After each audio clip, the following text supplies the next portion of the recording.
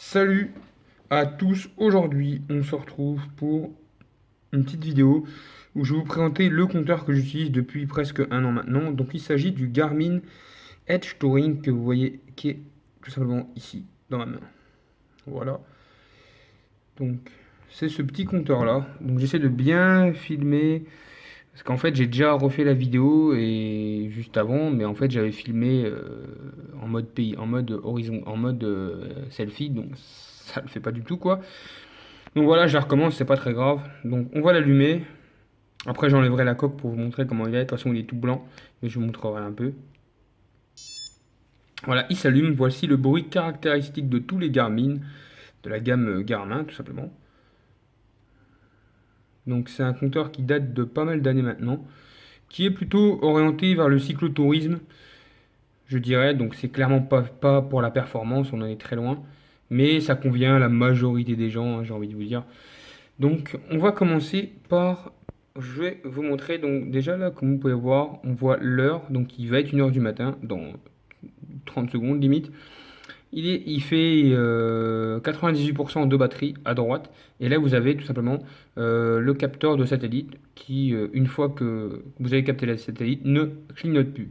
Donc là forcément, signal GPS acquis, on s'en tape. Donc voilà, on va tout simplement déjà en premier, pour pas qu'il me fasse trop chier, on va mettre GPS, on va mettre désactiver, voilà, parce que sinon ça va être un peu relou. Donc voilà, là comme vous pouvez voir, ça clignote plus parce que j'ai désactivé le GPS. Donc là je peux vous dire, il y a le marquage Garmin qui est juste là. Donc on commence, donc on va aller déjà en premier dans la case où aller.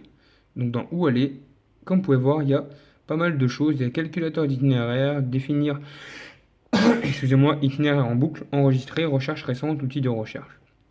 Donc, calculateur d'itinéraire. Qu'est-ce que c'est Non, plutôt itinéraire en boucle, plutôt. Donc, itinéraire en boucle, comme son nom l'indique, c'est une boucle que vous allez tout simplement faire grâce à votre Garmin. Donc, vous allez lui dire que vous voulez faire, donc là, ça ne marchera pas, sachant que j'ai pas le GPS activé. Je ne sais pas, vous voulez faire 50 km. Il va tout simplement vous créer trois parcours différents euh, de 50 km. Donc ils feront peut-être pas tous 50, il y en aura peut-être qui feront 51, 52, 50,2, 50,5. Enfin voilà, vous m'avez compris. Ça sera autour de 50 quoi. Et au point de départ de votre position, donc en bas de chez vous, vous pouvez partir, vous pouvez lui dire, par exemple si vous partez de, je sais pas moi, d'une place, d'un centre commercial, bah, il va s'adapter à ça tout simplement sans problème. Là, on ne pourra pas le voir, mais il y a aussi, si vous voulez partir vers le nord, vers le sud, vers le nord, vers le nord-ouest, sud-est, etc., etc. Donc ça, c'est plutôt aussi cool. Il va vous donner trois itinéraires, comme je vous disais, de 50, dans les 50 km, avec trois dénivelés différents. Et parmi les trois routes que vous aurez, les trois itinéraires que vous aurez eu, grâce à cette fonctionnalité, bah, parmi les trois routes, parmi les trois itinéraires, aucune route ne vous fera passer sur la même route à chaque fois. Donc ça, c'est plutôt cool pour découvrir une région. C'est plutôt sympa, je trouve. Je dirais même. C'est plutôt sympa.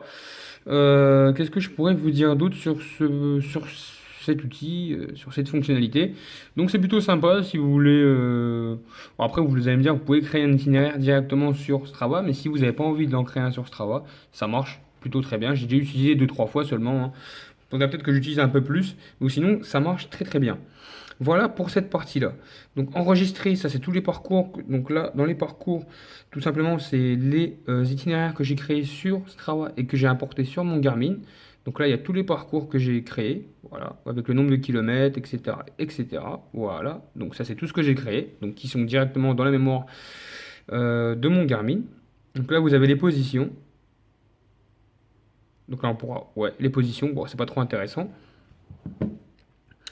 Et là, vous avez les recherches récentes. Donc les recherches récentes, c'est simple.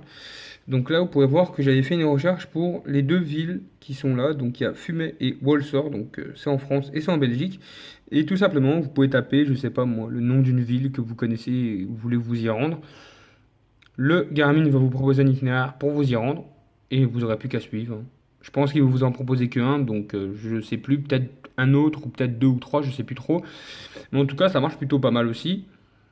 Donc, outils de recherche, ça c'est bien aussi. Par exemple, si vous voulez taper, donc là on va pas aller dans ville, taper le nom d'une adresse par exemple. Je sais pas, moi vous habitez à Paris, on va dire, et vous voulez aller à une adresse tout simplement.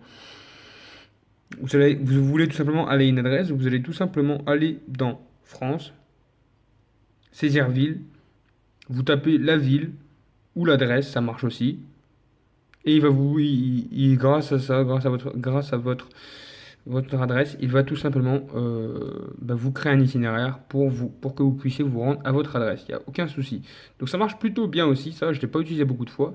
Donc là, vous avez les intersections. Donc vous pouvez même chercher une intersection, hein. Bon, je ne sais pas qui fait ça, mais ça peut être utile, peut-être. Et les coordonnées, donc les coordonnées GPS, comme vous vous en doutez.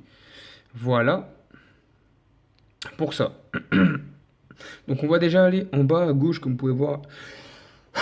Excusez-moi, il y a une sorte de petit dossier. Donc là, je vais vous montrer ça tout de suite, comme ça s'en fait. Donc là, c'est toutes les activités que j'ai fait. Donc vous pouvez voir, donc il y a la date, hier, vendredi 9 juin, 7 juin, 4 juin, 2 juin, 1er juin, enfin voilà, avec tous les nombres de kilomètres que j'ai parcourus. Donc c'est plutôt sympa aussi.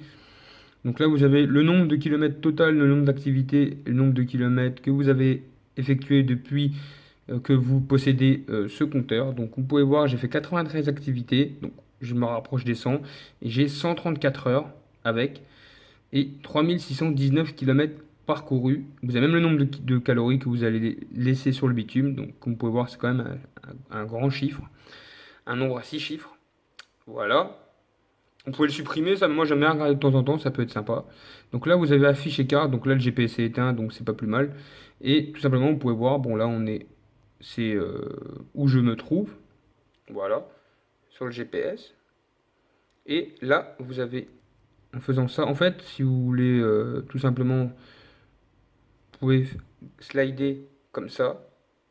Et si ça vous fait chier de slider comme ça, vous appuyez tout simplement sur l'écran et là il y aura les flèches pour tourner.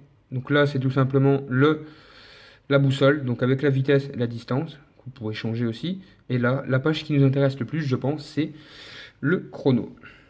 Donc là, le chrono, comme vous pouvez voir, il y a le chrono, il y a la vitesse, il y a la distance, il y a l'heure qui est 1h05, les calories totales que vous avez fait durant cette sortie, l'ascension totale, donc le dénivelé total que vous avez parcouru, la vitesse moyenne à laquelle, votre vitesse moyenne, quoi, et l'altitude. Voilà. C'est aussi con que ça. Voilà. Qu'est-ce que je pourrais vous montrer d'autre? Ah oui, je vais pouvoir vous montrer tout simplement. On va aller dans. Voilà. Ici, on va aller tout simplement sur. Je vais vous montrer sur la clé à molette. Voilà. Option de définition d'itinéraire. Donc ça, c'est plutôt sympa. Donc là, vous avez des modes de définition d'itinéraire. Donc là, vous avez pour le cyclisme, le cyclotourisme ou le VTT. Bon, forcément, si vous prenez le VTT, vous allez rarement passer sur la route.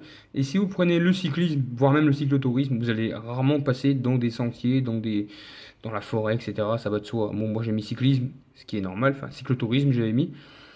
Donc là, vous avez réduire la distance, la durée, l'ascension. Moi, je laisse toujours sur la distance, personnellement. Verrouillage sur route, ça peut être sympa quand vous suivez une trace, quand vous suivez tout simplement un itinéraire que vous avez fait grâce à la boucle ou grâce à un itinéraire Strava que vous avez créé. Ça va verrouiller automatiquement sur la route l'itinéraire, donc ce qui fait que votre Garmin ne va pas se mettre en veille, hein, tout simplement. Voilà. En réglage contournement, ça c'est bien. Par exemple, moi vu que je suis un cycliste sur route, bah, j'ai coché route sans revêtement, ferry et sentier étroit, ce qui fait que forcément, il ne me fera pas passer par des routes sans revêtement, des ferries ou des sentiers étroits. Si vous faites du VTT, je vous conseille d'enlever route sans revêtement et sentier étroit, sachant que en VTT c'est bien mieux quand on roule hors route, forcément. Les ferries, je vous conseille de le laisser. De toute façon, il faut vraiment que vous soyez près d'un ferry. Moi, c'est vraiment pas le cas, donc même si je le mets pas, j'y dirai jamais. Voilà, ça c'est plutôt cool aussi. Nouveau calcul automatique. Bon, ça c'est simple. Ça c'est, imaginons, vous, sur votre itinéraire, à la place de tourner à droite, vous tournez à gauche. Eh ben, il va vous recalculer, il va vous refaire, va recalculer un itinéraire tout simplement pour vous refaire passer sur votre itinéraire principal que vous avez emprunté. C'est aussi simple que ça. Moi, je le laisse parce que c'est vraiment pas mal. Donc, course, turn, guidance, je sais pas trop ce que c'est. Voilà. Donc, page de, excusez-moi, page de trajet. Vous avez la carte, donc la champ de données carte. Champ de données, lors de la navigation, donc moi j'ai la vitesse et CAP, c'est l'orientation. Lorsque vous naviguez pas à vitesse course à pied, j'ai pas tout, enfin course à pied navigation, pardon. Zoom auto activé, ça c'est simple, c'est que quand vous allez tourner à une intersection, un virage, ça va vous prévenir en faisant un petit bip et vous allez voir le nombre de mètres. Souvent, ouais, le nombre de mètres, ça s'active au nombre de mètres qui va vous rester avant de devoir tourner à ce virage. C'est plutôt sympa aussi. Détail cartographie, moi j'ai mis standard, donc là vous avez sélectionné les cartes, moi c'est une carte de France, tout simplement la carte de France que j'ai, ça me convient largement. Compas, donc ça c'est tout simplement la boussole, le compas quoi, donc vous pouvez soit l'activer ou le désactiver, moi je le laisse, et vous pouvez changer ce qui s'affiche en bas, vitesse, distance, ça j'y touche pas parce que j'y suis jamais dessus. L'altitude c'est pareil, vous pouvez l'enlever, moi je le laisse. Et le chrono, c'est aussi simple que ça, donc vous pouvez afficher jusqu'à 10 trucs, enfin 10 éléments sur la page du chrono, comme vous pouvez voir. Donc ça fait beaucoup. Moi personnellement, j'en mets 8, comme ça, c'est largement suffisant pour moi. Après, si vous voulez vraiment pas en mettre, bah, vous en mettez un, vous avez que le chrono. Là, vous avez chrono vitesse distance. Bah, voilà, vous faites comme vous voulez, c'est comme vous préférez. Moi, j'en ai mis 8 parce que j'aime bien voir la vitesse moyenne à laquelle je roule, j'aime bien voir l'heure qu'il est, la distance que je fais, l'ascension, l'altitude et la vitesse à laquelle je roule, tout simplement. Voilà, ça c'est plutôt sympa. Donc, qu'est-ce que je pourrais vous montrer? Chrono, ouais. Si vous voulez, par exemple, je sais pas moi, vous voulez changer le chrono, vous pouvez mettre tout simplement vitesse. Vous avez, comme vous pouvez voir, vitesse, vitesse circuit, vitesse maximale, vitesse moyenne. Voilà. Ça, c'est bon. Donc ça, je vous ai montré. Général. Donc vous avez calories. Ouais, CAP. Ça, c'est l'orientation, je crois. L'orientation. Coucher du soleil, heure. Intensité signal GPS, ça peut être bien. Lever du soleil, niveau charge batterie. Précision GPS. Bon, moi, j'ai pas mis ça. L'altitude, vous pouvez mettre l'altitude, l'ascension totale, la descente totale. Moi, je mets l'ascension totale. L'ascension totale, c'est simple, c'est tout simplement votre dénivelé. Il faut prendre en compte juste ça. Le chrono, vous pouvez voir, il y a le chrono, circuit, temps écoulé. Voilà, vous avez que ça aussi, donc c'est vraiment bien. Et général, je crois que je vous ai déjà montré, voilà. Voilà, c'est vraiment, il n'y a pas beaucoup de choses, hein, mais la plupart des gens, on va pas se le cacher, ils utilisent ce que moi j'utilise, donc à part si vous êtes un compétiteur, alors ouais, je veux bien, voilà, c'est normal, mais là, c'est pas le cas, moi j'en suis pas un.